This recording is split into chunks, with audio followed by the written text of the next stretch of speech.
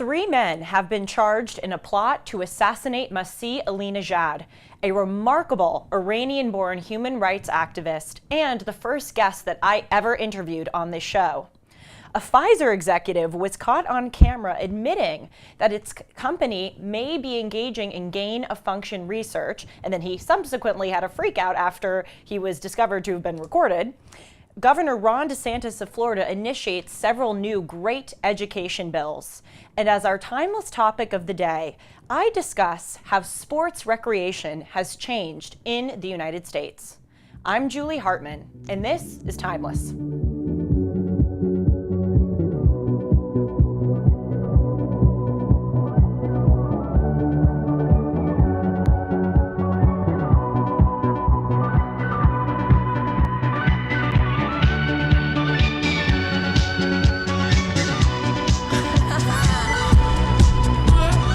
Hey friends, welcome to Timeless. It is January 31st, 2023, and apparently in a recent episode I said that it was 2022. Thank you to whoever pointed that out. You know, I think it takes about a month or maybe 2 months into the new year for you to remember what year it is. So give me a little bit of a grace period. Now, before we get to the news, and we're starting off with quite a serious story, I want to tell you that I had another colleague here at work harass me for what I was wearing today. And this time I'm going to call him by name. His name is Sean McConnell, my producer. And he said to me just about 5 seconds before I went on air, "Where's your corsage?" Does this look like a prom dress to you, my dear? Okay, yes, he wants to make it clear he was not the coworker who called me a pumpkin. But I'm actually kind of honored. If you think that at 18 years old, I had enough style to wear something like this to a prom, you must think very highly of me.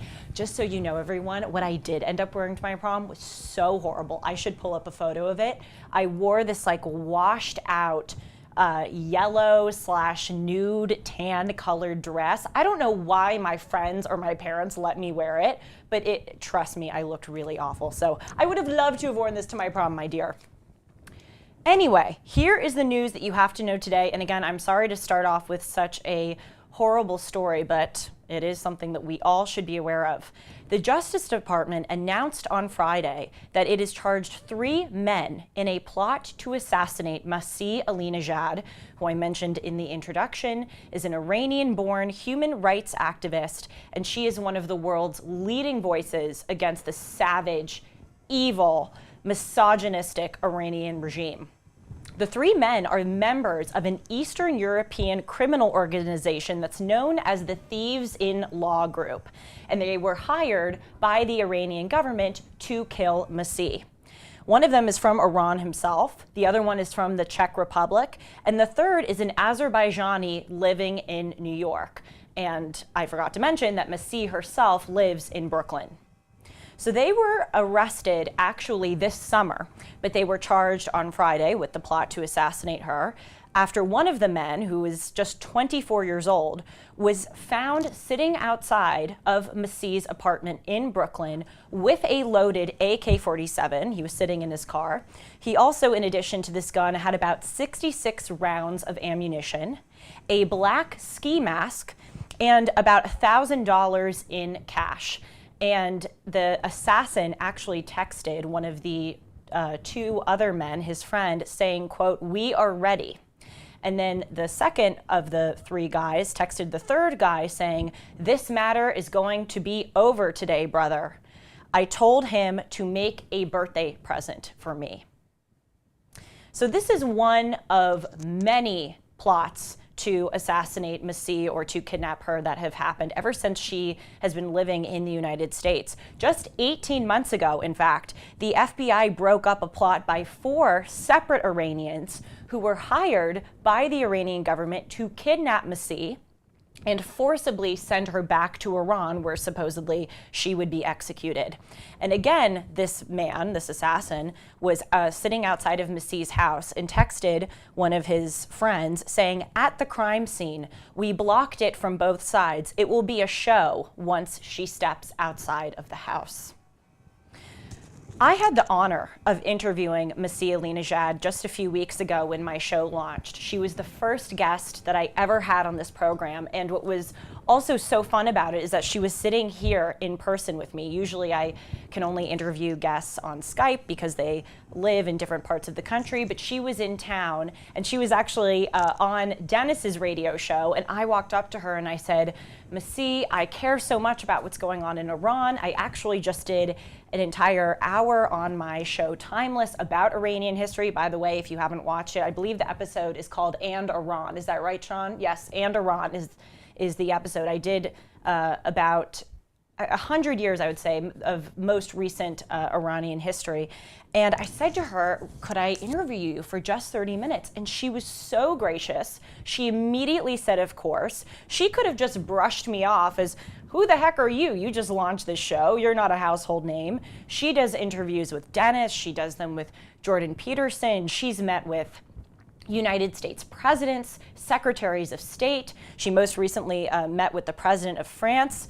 So again, she could have just written me off, but she was unbelievably gracious. And one of the things that I remember most that she said on the show is that she talked about, because I asked her, I said, you know, what can we do as Americans to help the women of Iran? And I thought her response was so telling. Actually, I'm not going to explain it to you. We have a clip here, but I'll talk about it afterwards. Let's hear what she said. What is something that someone like me could do, or my listeners? Because, you know, we were talking about the difference between people my age or people who are not in policy who may have a lack of self-awareness, and then the people at the top who make decisions. Obviously, those are two different categories. But what, no, actually, I feel helpless. What can I do? Actually, you actually mentioned a great point about your generation, about ordinary people, about high school students, about university students in America. You're right. I see lack of awareness, especially when I launched my campaign against compulsory hijab. I was actually being challenged by many young generation when I was giving talks saying that, but we thought that we shouldn't touch compulsory hijab issues because it's part of your culture, isn't it? And I was just, you know, making awareness that how come forcing 7-year-old girl to cover herself, you call it part of a nation's culture? No, it's not. I thought that part was so important because it's true. So many people my age will refuse to condemn the actions of the Iranian regime, and not just the Iranian regime, but brutality around the world because of this moral relativism and this idea that we can't judge other cultures, even if those cultures are engaging in objective, brutal, savage behavior, because, you know, that's our Western or Eurocentric biases being projected on their decisions. So I thought that that was, I wanted to give her a bullhorn and just have her shout that out to everyone my age across the country, because it's something that we really, really need to hear. But I was just blown away by her bravery and her vitality. You know, I read in the New York Times as I was researching this story that when she was told about this assassination attempt on Friday, she actually responded by saying that it was shocking, but she wasn't afraid for her life, she said. She continued by saying, my heroes are the brave Iranian women who are leading a progressive revolution which is called Women, Life, Freedom, to get rid of this terrorist regime. Look at that. She just had an assassination plot against her life. And in her statement to the public, she turns it right back to the cause that she is fighting for, which is to liberate the women of Iran. That is someone with enormous courage, and she is such a class act. We all have a lot to learn from her. In other news, Project Veritas has released a secret recording of a Pfizer executive talking about his company's plans for possible gain-of-function research. So Project Veritas is this journalistic organization that was founded in 2010 by James O'Keefe, and it gathers information undercover, often by secretly recording people. Of course, though, Wikipedia and other mainstream media outlets call it a far-right group that tries to, quote, discredit mainstream media organizations. But what it tries to do, whether or not you agree with its methods, and there are very legitimate reasons to oppose some of their methods, but what they try to do is uncover information that companies hide, or more accurately, that companies lie about to the American public. For instance, one of Project Veritas's most recent undercover jobs, was recording Jennifer Norris, who is an administrator, or I should say was an administrator, at the Trinity High School in New York City. That's a private high school on the Upper West Side. And despite the fact that Trinity says publicly that it's a school that welcomes and encourages differing viewpoints, that it's open to students, liberal or conservative, this administrator, Jennifer Norris, was caught on tape talking about how she and other teachers try to, quote, sneak in their political agendas into the classroom, how Trinity is a place where conservatives definitely wouldn't feel welcome. And she said that there's a contingent of just horrible white boys at the school who have the audacity to oppose and challenge beliefs. So again, that's just one of the examples, but there are many, many other stories that they've uncovered, and one of the most famous ones also is pertaining to Planned Parenthood. But this is the latest bombshell. So last week, on January 25th, Project Veritas released a video of a Pfizer executive, Jordan Walker, who thought that he was on a date, but he was actually being secretly recorded by one of Project Veritas's journalists. And he was talking about some things that he even admitted that he shouldn't be saying publicly that are a bit damning to Pfizer. Now, first I want to tell you that Walker's official title is Pfizer's Director of Research and Development, Strategic Operations, and mRNA Scientific Planner. So this is not a low-level individual. This is someone in the top ranks of that company. And so Project Veritas posted this video quickly within hours and days. It got over 20 million views. YouTube took it down because they said it violated their terms of service, but it still lives for all of us to see on free speech Twitter. The big admission of note here is that Walker claims that Pfizer has considered, and we have to be fair, he does say often that Pfizer is exploring or considering, but still, this is pretty damning, has considered mutating the COVID-19 virus to produce other variants so that Pfizer can then create more COVID vaccines. So let's listen to what he said. Pfizer ultimately is thinking about mutating COVID? Well, that is not what we say to the public. No, don't tell anyone this. You probably shouldn't tell anyone. You probably shouldn't tell anyone. Okay? We're exploring, like, now, you know how the virus keeps mutating? Yeah. Well, one of the things we're exploring is, like, why don't we just mutate it ourselves so we can create undisciplined develop new vaccines, right? Okay, so that's a bit hard to hear because they're in a loud restaurant, but if you see the video, they have subtitles. But he's saying we want to mutate the virus so that we can create and sell more vaccines. And he goes on to talk about specifically how they would mutate the virus. And he says that Pfizer has considered infecting and manipulating live animals. Let's listen. So the way that we're thinking about it, don't tell anyone this. You probably shouldn't tell anyone. You probably shouldn't tell anyone. Okay, bro. So the way it would work is, like, we put them in the virus in these monkeys. Okay. And then we successively, like, cause them to keep infecting each other. And we collect serial samples from them, and then the ones that are more infectious, like the virus, we'll put them in another monkey and just constantly actively mutate it. That's one way. Okay, so this is a big deal for two reasons. Number one, it is incredibly dangerous to mutate a virus. We should all know by now, but it's not, unfortunately, it's very sad, but it's not shocking that a lot of people still don't know this. But this is how the COVID-19 pandemic started. It started because there was a lab leak at the Wuhan Virology Lab in China that was participating in gain-of-function research, which is essentially concocting or exacerbating an existing virus in order to preemptively create a vaccine or a cure or response to that virus. But the problem is, as we all know now, with millions and millions of people infected and 7 million people dying from COVID, is that there is a huge possibility that it could leak from the lab and infect a lot of people. So that's number one. If Pfizer is considering doing that, that is very dangerous for all of us. And number two, the less important but nevertheless still big scandal here is that Pfizer has never publicly said that they are considering doing this. In fact, they have denied participating in gain-of-function research. And even after this video was exposed by Project Veritas, they continued to deny that they were even considering doing that.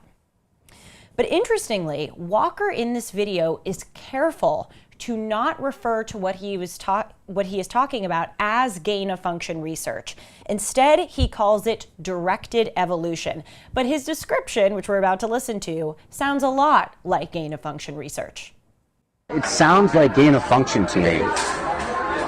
I don't know, it's a little bit different. I think it's different. It's like this. It's definitely not gain of function. Sounds like it is. I mean, it's okay. No, directed evolution is very different. Direct evolution? Directed evolution. Directed evolution, okay. Well, so, I mean, is that what it is? Maybe, well, you're not supposed to do gain function research with the viruses, like the government not. But you do like these like selected directional mutations to try to see if you can make more potent. In another clip, Walker says, quote, "You know how there are all these new strains and variants that pop up? Why don't we just try to catch them before they pop up in nature, and we can develop a vaccine prophylactically before new variants? So that's why we're thinking if you can do it in a controlled lab, so if it comes out later on in the public, you can already have a vaccine kind of working." That, in the video that I just played for you, are textbook descriptions of gain-of-function research. In another disturbing part of the video, Walker says that COVID has been a cash cow for Pfizer and that these mutation activities would be perfect to keep this cash cow milking. Who knows? I mean, either way, it's going to be a cash cow. COVID will probably be a cash cow for us for a while going forward. Like, Yeah. I obviously like Well, I think the whole, like, research of the viruses and mutating it, like, would be the ultimate, like, cash cow. Yeah, it'll be perfect. And lastly, in another unsettling admission, Walker remarks that federal regulators that are supposed to enforce laws or regulations pertaining to things like gain-of-function research actually hold off on doing so because they eventually go on to work at Pfizer or other big pharma companies. It's a revolving door for all government officials.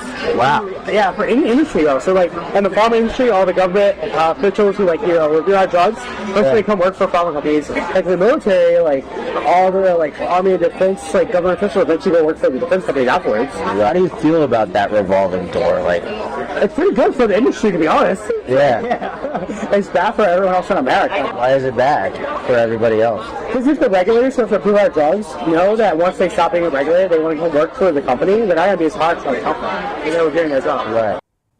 You see how he's just laughing? Haha, it's bad for everyone else in America, but it's good for us. Well, he is actually being honest here, and you can see that in the video he does refer to other industries. It is very common for people who work in the federal bureaucracy in policy making to draft policy so that they know how to not comply with it, so that they can go on to work at certain companies and they can make a lot of money by knowing how to subvert the law because they themselves wrote the law. It's a dirty little secret that's no longer, thanks to this, so much of a secret in Washington. So after all of this, Walker was confronted by Project Veritas founder James O'Keefe himself, and he walked up to Walker and he asked him, why does Pfizer want to hide the fact that they are considering mutating the virus, or that they perhaps are engaging right now in activities to mutate the virus?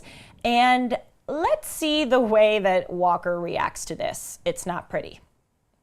Hey there. Is this seat taken? You work for Pfizer. My question for you is, why does Pfizer want to hide from the public the fact that they're mutating the COVID viruses? Is this real life? I'm literally a liar. I was trying to impress a person on a date by lying. This is absurd. Please don't touch me. Well, this is not. By the way, Why are you doing don't this? tell anybody. This is someone who's just working at a company to literally help the public. You f***ed up. You really did. Please read the cost as soon as possible. I'm really very unsafe. Can you please unlock your door? No, no, don't let them leave. Please unlock the door. Give me, what is going give on us our here? stuff. How's that? Please unlock. Please unlock the door. Please unlock the door. Unlock the door. The door. We're trying to unlock the door. Unlock the door.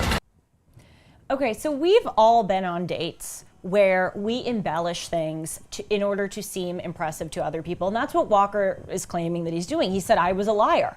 I was just trying to impress the guy who I thought I was on a date with. But the thing is, there's a difference between embellishing and fully making things up.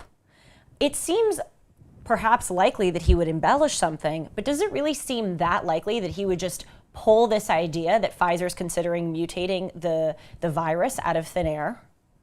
Also, Walker, in later clips, says that he's not even a scientist by background. He says, I came from a consulting firm that does business. And when he was asked whether or not he worked for Pfizer, he said, no, I was a contractor. And then he was pressed again about working for Pfizer, and he says, no, what are you talking about here? So he's just sending a lot of mixed signals, because on the one hand, he's saying that he was lying by saying that, you know, Pfizer may be mutating the virus. But then when he's asked if he's working at Pfizer, he says no, which means that he's lying. So it raises the question, are you lying about lying? He just seems like overall a very confused, unreliable person. And so Pfizer has come out with this statement in the wake of this video. They don't acknowledge the video, interestingly, but they said allegations have recently been made related to gain of function and directed evolution research at Pfizer. Interesting that they put both of those in there, by the way, gain of function and directed evolution. It seems like they're synonymizing. Again, I don't know if that's a word, I'm making that up, but they're trying to say that essentially that those two are synonyms by putting the and in there. Allegations have recently been made, this is Pfizer, related to gain of function and directed evolution research at Pfizer, and the company would like to set the record straight. In the ongoing development of the Pfizer-BioNTech COVID-19 vaccine, Pfizer has not conducted gain of function or directed evolution research. You know, I was having a conversation with someone about this incident recently, and this person was very pro-vaccine. And she, like so many other pro-vaxxers, got really angry when I brought this up. It seems to be a theme that whenever you raise questions about the vaccine or about the behavior or activities of certain companies, they get very upset very easily. And this individual responded to me, this company, Pfizer, is trying to do good for the world. Why would they play around with our health? This company is comprised of doctors and researchers, and they know their ethical responsibility to us. They wouldn't just play around recklessly and do things like that. And it's amazing to me how often these people who so staunchly defend big pharma are also the same individuals who say that capitalism brings about greedy, money-hungry people who are ruthless, who will do anything in the pursuit of profit. And by the way, that's partially true. It's true in a lot of cases that capitalism does bring about very greedy people. But if they believe that that's true, why do they draw this circle around people who work in the medical industry?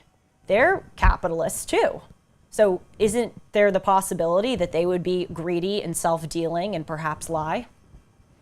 We will keep you updated on this story. We don't know if Jordan Walker still works at Pfizer. Perhaps he's been fired or let go. Perhaps he'll give more interviews, but we will certainly continue to cover it, whatever happens next.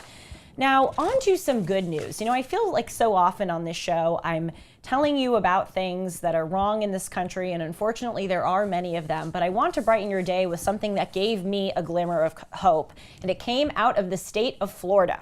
Governor Ron DeSantis is proposing a bill called the Teachers' Bill of Rights that will spend an additional $200 million on teachers' salaries in the next school year. So this will up the total amount that the state spends on teachers' salaries to $3 billion by 2024 if the bill is passed, and it will raise the minimum teacher's salary to $48,000 a year, which, by the way, makes Florida the 8th highest state with regard to teacher salaries, according to the National Education Association.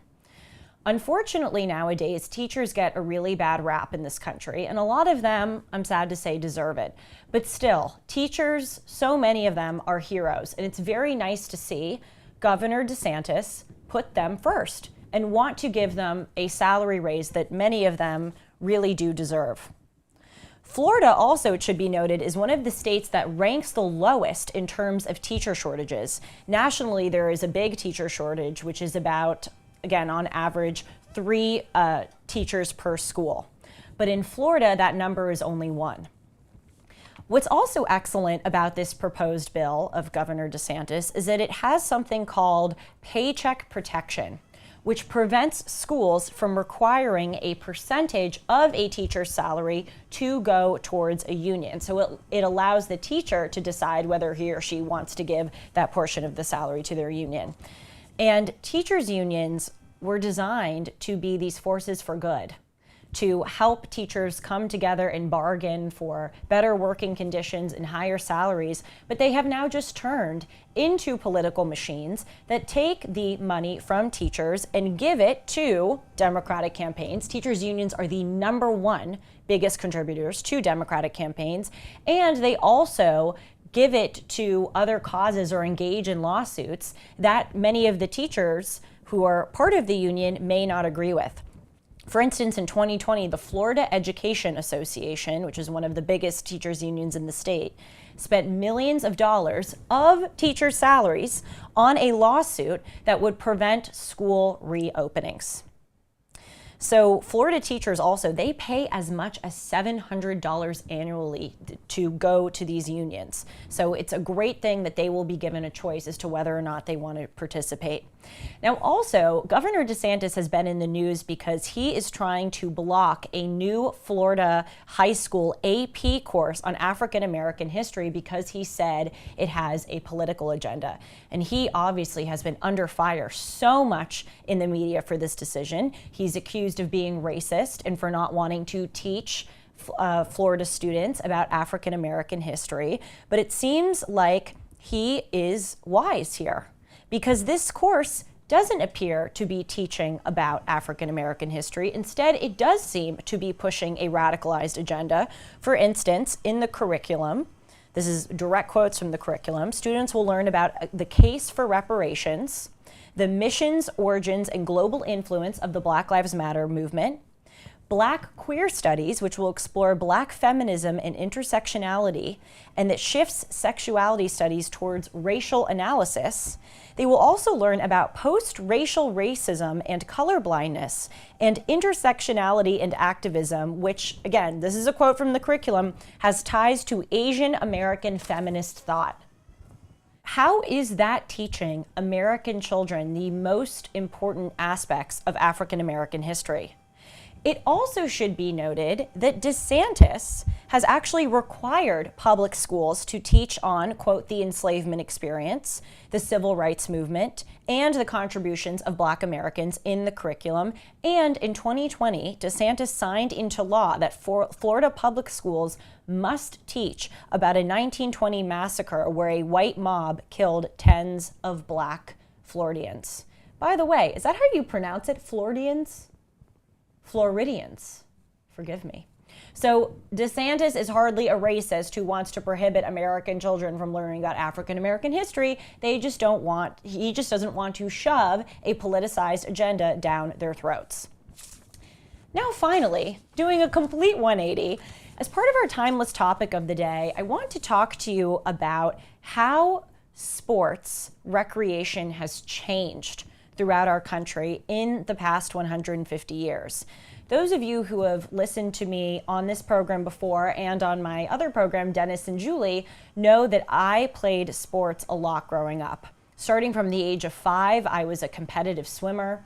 I was also a competitive soccer player and water polo player. And all throughout my childhood, every single day after school, I would go to these sports practices, and then on weekends I would drive or fly to God knows where, California, to participate in these tournaments. And now that I'm older, part of me wants to participate recreationally in sports and perhaps join an adult league. But honestly, another part of me is sort of traumatized from my days playing sports so competitively that I don't want to participate recreationally. And the more research that I've done on this, I can see that sports overall for most people in this country, have kind of shifted from being an outlet where one can just have recreation to becoming this professionalized, specialized beast. So I wanted to give you a little bit of a history of how this came to be. So recreational sports didn't really start in the United States until the last few decades of the 19th century. And this was during / towards the end of the Industrial Revolution. And so the Industrial Revolution in the 1800s was when the United States went from being an agrarian economy to a manufacturing economy. And this was because of the steam engine, which was this device that used boiling water to create a mechanical motion that can be used in work. It also came about as a result of inventions like the spinning jenny, which was invented by someone in England, which allowed people to very quickly spin threads into fabrics. And so with these inventions, a lot of people started working in factories and on assembly lines. And what happened was, and you're probably going, why are you telling me about this and how does this relate to sports? What happened was that people moved away from their towns and into cities to work at these factories, and their work became more regimented, and there became more of this segregation between work and then the rest of your lives. Because when you're working in factories, you have a certain amount of hours and then you go home for the rest of the day. And this was different from the small business model that took place in a lot of rural villages in the United States, where people, because they own their own small business, would work all day at that business. And also with the advent of factories, people had less of a personal interest in their work. And so when they were done for the day, they were done. And they wanted to turn to other community building activities, and that's when recreational sports came into the fore. In the 1870s, the Amateur Athletic Union was established in the United States. And just to show you how much amateur sports was popular, in the days before professionalization, the first Olympic Games, which were held in 1896 in Athens, Greece, actually only allowed amateur athletes to play. But still, back in the late 1800s, sports were stratified across class lines. Most middle/lower income Americans participated in sports like wrestling, prize fighting, which is boxing. By the way, I never heard that term before, prize fighting, until I was researching this. Whereas people from upper classes would have personalized, individualized music lessons in their homes, or they would take writing lessons because obviously you had to be of a higher class in order to own a horse and hire people to maintain and do the upkeep of stables and horse riding. Also, people of higher classes would engage in cricket and rugby, yachting and sailing. There was this grand event that I think still exists today called the America's Cup, where all of these upper class people would yacht and sail. But this social stratification in sports, while it still did exist, faded away a lot more quickly than one might expect. And what happened was that there were a lot of these heroes among particularly immigrant communities, these sporting heroes that ultimately became national heroes. And one of them was this Irish boxing hero named John L. Sullivan, and he made the news for all of his wins in prize fighting competitions, and he was referred to as the Boston Strong Boy. So that's how all of these different kind of sports became more integrated across class lines. And also, in the late 1800s, a sport called baseball became quite popular. Baseball is actually a mix of cricket and another British game called rounders. The National Association of Baseball was founded in 1858, and the first professional baseball team was the Cincinnati Red Stockings, which was made in 1869. And what's so cool to understand about recreational sports is that it really did help us cement a national identity. It is true that it took a long time for sports to be racially integrated, but it provided a way for people to be, again, integrated along class lines. And also, If you think about what happens at sporting events, people sing the national anthem. And actually, our national anthem was not made official as our national anthem until 1931, but sports helped popularize it as such. And specifically, this happened during the 1918 World Series, which was the Red Sox versus the Chicago Cubs, when the Star-Spangled Banner played at the 7th inning stretch. And then during World War II, singing the national anthem at games became very common as Americans wanted to rally together in support of their country. So baseball became extremely popular during this time. And also football was invented and became popular in the late 1800s. And college sports, interestingly, helped popularize football. The Walter Camp of Yale University actually was one of the biggest camps that popularized it. And the first professional football team was made in 1892. And in 1920, the American Professional Football League, which is now known as the NFL, was established. Basketball wasn't invented until 1891, and it was actually invented by a Canadian named James Naismith. And he was working at the YMCA training school in Springfield, Massachusetts. And he was given a group of rowdy young men who he was told that he needed to tame. And so he wanted to come up with a sport that required both physical might and skill, and he invented basketball. And also a big reason why basketball was invented is because it was Massachusetts and it was cold outside, and they wanted to invent a sport that could be played indoors. And so basketball, the NBA, I should say, wasn't established until the 1940s, but still basketball became popular in the early 1900s. Hockey, though, came a lot later. Hockey wasn't really popular until the 1970s. And soccer actually came quite late in American history. It was really popular in other countries and especially in Europe, but actually professional leagues weren't established in the United States until the 1970s. Major League Soccer, the organization that we know today, wasn't actually founded until 1966. And soccer only really became popular in the United States in 1977 when the New York Cosmos signed the Brazilian superstar Pelé to their team. Now, I have a theory as to why we Americans aren't as enthralled with soccer as other countries are. I think that it's because we are very impatient, and we tend to prefer sports that have more frequent scoring.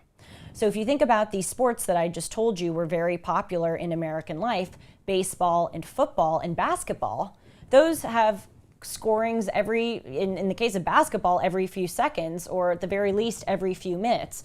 But soccer, you could go in an hour-and-a-half game without either team scoring. So that's my little theory. The 1950s, after World War II, was the height of recreational, informal, communal sports. And there's this wonderful book that I read by Eric Miller called At Our Leisure. It was published in 1997.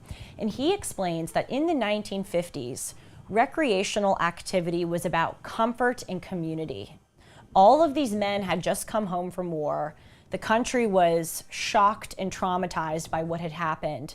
And people wanted to feel a sense of unity in their country and in their communities. So that's where we saw people of all different ages, all different levels, going to their local YMCAs, their local parks, and participating in these sports leagues. But then, Miller says, in the 60s and 70s, recreation became more about an expression of your individual identity, as opposed to participating in community-oriented activities. And then in the 1980s, it really became about a work hard, play hard lifestyle, where it was about having fun. The 1980s was really the decade that changed recreational sports permanently. And the first reason is because of the advent of the internet. January 1st, 1983 is known as the birthday of the internet. And this is when we started to see computers come into offices, into schools. And as we all know, it only went uphill or downhill, however you choose to view it from there, with the invention of the iPhone and the iPod and all of the devices that we have now. So that's what changed recreational sports, because people started looking at screens more and watching TV more instead of going out and playing soccer with some friends. But also, in the 1980s, the United States started adopting this idea of professionalizing a lot of parts of life. This was when we really started to outpace other countries in terms of the amount of hours that we worked. According to the United Nations International Labor Organization, the United States workers in 2002 averaged about 1,895 hours. This is a lot more than the amount of hours annually that the average South Korean worked, which stood at 2,447, but still, that put us many hours above Canada, where the average person worked 1,778 hours a year, Sweden, which the average person worked 1,625 hours a year. In Germany, the number is 1,444. Also in the 1980s, we started seeing European countries like Sweden, Austria, Denmark, France, and Spain guarantee their workers 25 paid days of vacation a year. Interestingly, Communist China gives its citizens 15 of these vacation days a year, but the United States has no national law which mandates that there needs to be a certain amount of days that people have off a year. And so on average, an American takes about 10.2 days off annually. And so this sort of national identity of us as these workhorses, which by the way has done us a lot of good, it's contributed to the prosperity and economic advances that we have today. But what it did is that it killed recreational sports by professionalizing them. We became a country that was focused so much on utility.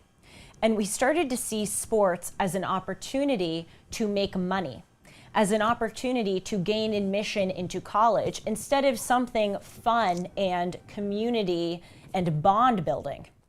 So going back to college sports, which I talked about a few minutes ago, college sports, what's so interesting about them is that they started off as these small intramural sports that had faculty sponsors and were secondary to your education experience. And then they transformed into one of the sole reasons why some Americans go to college.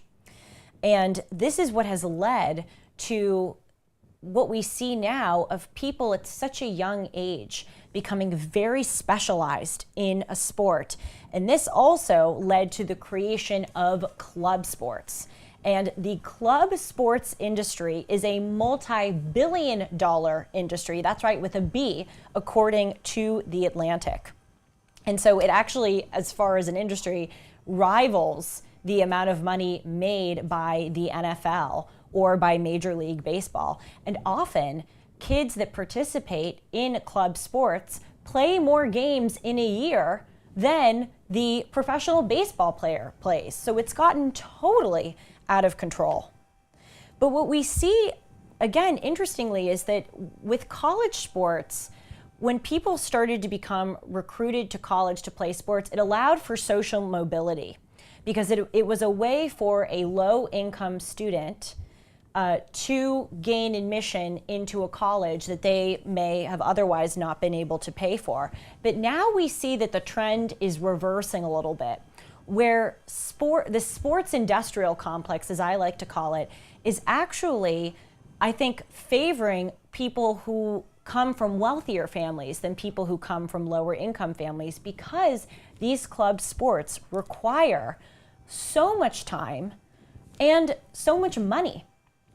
In fact, the average club soccer league charges $1,400 a year. That's a lot of money for your 8-year-old kid to play soccer all year long. And that doesn't even count the amount of money that has to go towards gas of schlepping your child to and from soccer practice, or, the spending money on hotels if you have to travel for a game. And what we're seeing is that in recent years, the participation of people in sports has dropped.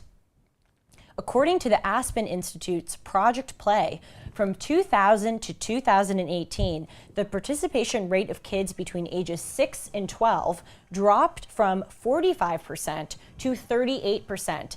And the biggest reason for this drop was due to increasing costs, time commitments, and the competitive nature of organized sports leagues. Also, according to a study by ESPN, although only 20% of American households earn more than $100,000 a year, such households account for 33% of the nation's participation in youth sports. And another thing that has contributed to people not participating in these sports is how many injuries there are nowadays because of this competitive nature of sports. Again, ESPN surveyed kids throughout the country who quit sports before they finished high school. And according to the survey, 29% of boys and 27% of girls who quit sports before they finished high school said they did so because of an injury. And 12% of boys and 14% of girls quit because a family member said that they were worried about their physical safety. It's such a shame to see what has happened, that sports used to be a way for us to meet people and bring people together, and now we are subjecting kids to this specialization and professionalization. And it gives you an idea as a kid that if you're not good at something immediately, then it's not worth pursuing. There really aren't many spaces nowadays for kids to play soccer if they're not that good at it, but if they just love playing the sport. And I think that this overall reflects this broader trend of how we Americans have sort of become a dead end in our lives because we have to see the utility in every single thing that we do. Think about how we don't strike up a conversation with a stranger out in public anymore. It's because we think, how is that going to benefit me? This person isn't going to give me a job. This person isn't going to write me a recommendation for college. What do I get out of just talking to someone in the line at Starbucks? Or even you see now people my age go into the workforce because, not because they like their job, but because they think it's going to make them the most money. They're no longer pursuing things because they have an interest, but again, it's all about utility. Even if you look at college majors, and I'm having John Agresto on this show, who's the author of a fabulous book called The Death of Learning. I'm having him on in 2 days to talk about this.